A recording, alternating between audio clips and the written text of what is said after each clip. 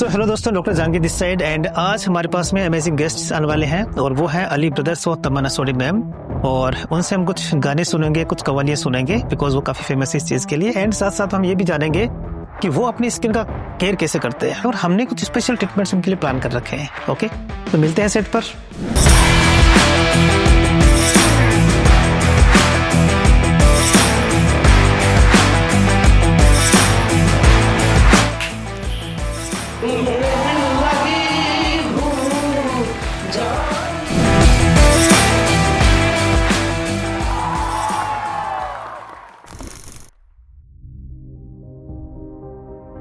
मैंने काफ़ी सुना था ना, जैसे PRP से बाल भी अच्छे रहते हैं और लाइफ भी बढ़ती है बालों की। देखो, PRP इन जनरल एक नेचुरल सिंपल ट्रीटमेंट है जिसमें जैसे कि हमारे बॉडी का जो ग्रोथ फैक्टर होता है ना, वही ग्रोथ फैक्टर हमारी बॉडी के यूज़ कर रहे हैं। इसको रीजनरेशन थेरेपी बोलते हैं कि हमारी बॉडी के जो सेल्स है या हमारी बॉडी की जो ताकत है वो कहाँ पे यूज़ हो सकती है। तो ग्रोथ फैक्टर होते हैं बॉडी में, वही ग्रोथ फैक्टर यहाँ डाल देते हैं। ओके, तो इन जनरल जैसे कि एक मिनिमल डैमेज होता है हमारे हेयर का, तो ये हमें दवाई की नीड नहीं होती है। और हाँ, तो बेसिक ट्रीटमेंट्स होता है PRP और एक होता है GFC थोड़ा सा एक सुपीरियर वर्जन होता है उसका। ओके, है ना। और जब हमारे बाल पूरे चले जाते हैं ना, then we have to do hair transplant. और PRP का कोई साइड इफेक्ट तो नहीं है? कोई साइड इफेक्ट होते हैं जनरली, माइल्ड हल्का सा स्वेलिंग होने का चांसेस रहता है, कभी कभार 100 में से 1 का दुखे जनरल। ओके, एंड इसमें कोई भी नेगेटिव इम्पैक्ट ऐसा नहीं होता बॉडी में, हमारी बॉडी का पार्ट होता है। सेकेंड है कि हमारी ही जो कह सकते हैं कि जैसे कि ताकत का यूज़ हो रहा है, हमारी सेहत से और ग्रोथ फैक्टर का यूज़ हो रहा है। और कभी भी ऐसा नहीं होता कि ये कम इफेक्टिव होगा, इफेक्टिव माना जाता है। रफली 80 to 85% केसेस के अंदर पॉजिटिव इफेक्ट होता है। और ऐसा कभी नहीं होता कि इसका इफेक्ट नहीं होगा। इन जनरल अगर आपका हो रहा है तो होने का चांसेस ज़्यादा। जैसे कोई दवाई होती है तो वो दवाई जनरली क्या होता है कि एक स्टेज के बाद में थोड़ा कम करना शुरू कर देती है, ठीक है, तो टॉलरेंस डेवलप होता है। तो इसमें ऐसा कुछ नहीं होता। हमने आज तक कुछ मतलब करवाए नहीं है, फेस पे भी और हेयर पे भी कुछ भी नहीं आज तक। मतलब देखो, आप एक तो पहली बात है कि आप थोड़ी लकी है इस चीज़ के लिए, जेनेटिकली लकी है कि आपकी स्किन में कुछ लोगों का स्किन अच्छा रहता है, हमेशा साफ सुथरा रहता है, बिकॉज उनका जीन्स बड़े अच्छे होते हैं, ठीक है। कुछ लोगों को थोड़ी मेहनत करनी पड़ती है, कुछ लोगों को बहुत ज़्यादा मेहनत करने के बाद भी उनका स्किन उतना अच्छा नहीं हो पाता। तो जैसे ये मेरे ब्लाइंडनेस है, हाँ, इसका होने का क्या रीजन है? इसकी मतलब फेस की केयर नहीं होती या कुछ गलत खा लिया है, कैसे कैसे रिमूव? नहीं, जैसे अगर ये जो पिगमेंटेशन वाला पार्ट होता है ना, इसको ये धूप की वजह से नहीं होता है। Most of people they think that this is because of the sunlight. इसको मेडिकल में बोलते हैं अकेंथोसिस डिग्रिकेंस।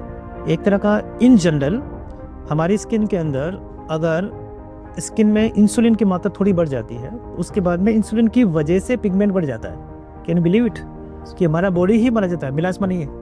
मिलास्मा बता दूँ आपको। सो दिस इज कॉल्ड अकेंथोसिस और ये एक्चुअल पिगमेंटेशन नहीं है। और यहीं देखो नीड होती है डॉक्टर की। तो ये जेनेटिक है? नो, तो कुछ बार जेनेटिक होने का चांस रहेगा। इसका कोई वेट के साथ कोई यस, ये मैं कहने वाला था कि weight gain is a genetic part, obesity is genetic part. अगर जिसको ओबेसिटी होती है थोड़ी बहुत, तो वो जेनेटिकली रिन्यू करती है, तो उसके साथ में कौन कौन सी कंडीशंस आती है वो आने का चांसेस रहता है ना। तो इसके लिए कुछ जेंटल पीलिंग ट्रीटमेंट्स होते हैं, दे आर वेरी गुड। मैं आपको इतने अमेजिंग रिजल्ट दिखाऊंगा, मैं यू लाइक इट। ये कोई ज़्यादा सीरियस होगा मैटर तो नहीं है कि कभी ठीक ही नहीं होगा? नहीं, ऐसा नहीं है, लेकिन आपको थोड़ा सा वर्कआउट वाला पार्ट रखना पड़ेगा। वर्कआउट इसका एक्चुअली थोड़ा वो ही इसका प्रॉपर हो नहीं पा रहा। ये मतलब करता है बीच में, बट अभी जैसे ये शूज वगैरह, मैं बताऊँ आपको, ये डाइट, दैट्स वाई ये बहुत बड़ी प्रॉब्लम है जनरल कि आपके जो लाइफ स्टाइल है ना वो थोड़ी अलग है। आपको रो रात को 9 बजे, 10 बजे, 11 बजे, 12 बजे, 1-2 बजे कितना ही हो सकता है। क्लॉथ होते हैं सर ये लोग, रात को नहीं सोते। शो खत्म हुआ रात को 2 बजे, फिर खाना मंगाया, खाते हुए 3 बज के 4 बज के, फिर सोने के तो 5 बजे। मेरी स्किन ठीक है ना सर? आपकी सही है? बहुत फ्रॉड था। मैं उसको बोलती हूँ कि अभी से ही फ्राउन मत किया अगर बहुत स्क्वीज एंड फ्राउनिंग करता है। देखो करी वो करिए उतने, देखो इसको प्रोमिनेंट हो रही है। मैं इसको बड़ा मतलब इसको टोकती हूँ कि ना कर, तेरी स्किन अच्छी है, सिंपल है तेरी स्किन, बट इसको भी ये चीज़ ना प्रोमिनेंट हो रही है। और अभी एक्चुअली हम बहुत अच्छी लाइट में बैठे हैं ना, थोड़ा सा इसको इसको हल्का समय पर लग रहा है अंडर थोड़ी सी लाइन दिखती है आपकी हल्की सी। बैग्स भी आए सर। इससे कभी कभी क्या होता है कि ये थोड़ी बहुत रहती है इन जनरल, कुछ लोगों में थोड़ी ज़्यादा होती है, कुछ लोगों में कम होती है। बट अगर आप कोई भी मसल का ज़्यादा यूज़ करोगे ना, तो फिर वो हल्का सा होती है प्रोमिनेंट। इसको और मेरे को सेम वही प्रॉब्लम है, ओवर एक्सप्रेशन करो नहीं। थोड़ी थोड़ी इसको अंडर बैग्स भी हैं। आप एक काम करना, तो बेसिक मैं आपको क्या बताता हूँ जनरल, इतना तो आप प्लीज़ कीजिएगा, नहीं तो किसी को बोल दीजिए आप इतना कर दीजिए मेरा, है ना। एक तो general face wash and moisturiser, ये 2 चीज़, और बाहर जाओ तो सनस्क्रीन आप गाड़ी में रखिए प्लीज़ सामने, ठीक है। सवाल बोला है इनको मैंने। सनस्क्रीन रखिए आप, ठीक है। सनस्क्रीन बहुत ज़्यादा अच्छा प्रोटेक्टिव होगा हमारे लिए, ये सर मेरा ना मतलब लॉकडाउन के पहले नहीं था, ठीक है। इसके बाद भी हुआ। हाँ, इन दिनों में थोड़ा वजन बढ़ा है आपका। हाँ वजन पहले मेरा वेट था 77 to 5। हाँ, अभी सो हाँ ना, हम पर 125 था भरने। वहाँ से तो वापस आया हूँ मैं। अभी तक हमने कभी मतलब फेस वॉश अलग से यूज़ नहीं किया। अभी हमने अपने लिए अलग से फेस वॉश, कोई साबुन, कुछ नहीं है, जो मिल जाता हम उसी से नहा लेते हैं। तो अभी आप बोल रहे तो एक जेंटल केयर का पार्ट, आप जैसे मैंने बताया ना कि मैं अब स्टार्टिंग करूंगा आपके लिए 2-3 चीज़ें, और आपको इसमें मजा आना शुरू होगा क्योंकि आपको चीज़ें दिखेगी चेंज होते हुए, है ना। वो दूसरी बात है कि आपको लगेगा कि यार मेरा स्किन उतना अच्छा रह रहा है। और सब स्किन रफ हुआ था, उसका क्या इलाज है? मतलब देखो, रफनेस में 2-3 वजह होती है। पहली बात होगी कभी कभी स्किन के अंदर ना एक ड्राइनेस आता है, ठीक है, तो वो जेनेटिक पार्ट होता है। ऐसा हाँ। मतलब मेरे को पता नहीं चलता मेरी स्किन ड्राई है या ऑयली है, कभी हल्के पिंपल आ जाती है, कभी ड्राई हुई। तो एक तो स्किन जैसे ड्राई की बात करें ना, तो स्किन ड्राई जो होती है ना, वो जेनेटिक पार्ट हो सकता है कभी कभार, जो फैमिली में रन करता है। ओके, लेकिन 16-18 साल के आसपास क्या होता है कि आपका स्किन थोड़ा ऑयली हो जाता है, स्पेशली फेस वाला, चेस्ट एंड अपर बैक, ये जो एरिया है ना, अपर बॉडी वाला एरिया, वो ऑयली होता है 99% केसेस के अंदर, ठीक है, क्योंकि हार्मोन्स की वजह से ग्लैंड्स एक्टिविटी ज़्यादा होती है, और एक्टिविटी होने के बाद में फिर वो स्किन ऑयली होती है और पिंपल्स जैसे होना शुरू होता है। कुछ लोगों के स्किन थोड़ा सा ज़्यादा कह सकते हैं कॉम्बिनेशन होता है, जिसमें टी जोन ज़्यादा ऑयली होता है, बाकी स्किन ड्राई होता है। तो कुछ लोग आप देखा होगा कि पिंपल्स हैं वो टी जोन पे ज़्यादा बनते हैं, ठीक। कभी कभी पिंपल्स एक एज के बाद 25-30 साल के आसपास कुछ हार्मोनल चेंजेस होते हैं बॉडी में, फीमेल्स में, और लोअर फेस पे ज़्यादा बनते हैं पिंपल्स, इसको बोलते हैं हार्मोनल पिंपल्स। मेल में एक और प्रॉब्लम होती है, जैसे हम बाल ऐसे रखते हैं नीचे की ओर, तो ये वाला area because of hair we have some kind of oiliness, वो ये वाला पार्ट ज़्यादा फिर आपका ऑयली होता है। इसमें डाइट का भी रोल है। डाइट का रोल Right. रहेगा, जितना जैसे जितना है, हाँ, जितना हेल्दी डाइट, काफ़ी चीज़ें स्किन की है वो ठीक हो जाती है, आपके पिंपल्स ठीक हो जाएंगे। आपका अगर स्किन में अगर मोटापा नहीं आएगा तो काफ़ी चीज़ें कम हो जाएगी इन जनरल। इंशाल्लाह कभी भी पिंपल तो नहीं आया मेरे फेस पे ना, कभी भी इंशाल्लाह, अभी तक, आज तक नहीं कभी भी बुलाए पिंपल्स वाला पार्ट, हाँ, नहीं ठीक है, तभी तो कह रहा हूँ कि आपका स्किन थोड़ा कह सकते हैं ज़्यादा, you are lucky in that way, है ना। और ठीक है, हमारा प्रोफेशन इस तरह का कि भाई ठीक है, इवनिंग में है, ज़्यादा सन की ज़्यादा जरूरत नहीं है ना।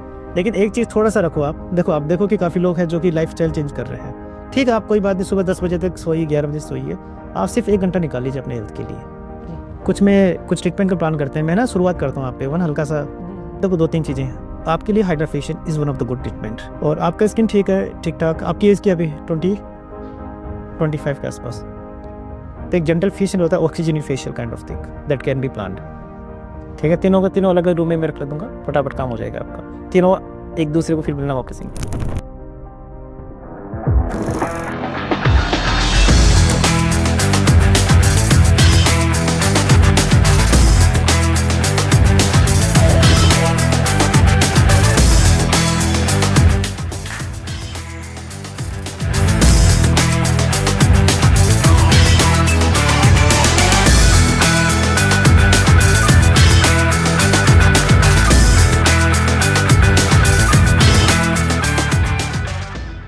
कि अच्छी सूरत को संवरने की जरूरत क्या है, सादगी में भी कामत की अदा होती है। तुम जो आ जाते हो मस्जिद में अदा करने नमाज, तुमको मालूम है कितनों की कज़ा होती है। कोई हंसे तुझे गम लगे, हंसी न लगे, दिल लगी भी तेरे दिल को, दिल लगी न लगे। तू रोज रोया करे उठ के चांद रातों में, खुदा करे तेरा मेरे बगैर जी ना लगे। मोहब्बत मोहब्बत पहली दूसरी तीसरी नहीं होती। मोहब्बत तो वो है जिसके बाद फिर मोहब्बत ना हो। तुम्हें दिल लगी भूल जानी पड़ेगी, तुम्हें दिल लगी भूल जानी पड़ेगी। मोहब्बत की राहों में आकर तो देखो, तुम्हें दिल लगी भूल जानी पड़ेगी। मोहब्बत की राहों में आकर तो देखो, तड़पने पे मेरे ना फिर तुम हंसोगे, कभी दिल किसी से लगा कर तो देखो।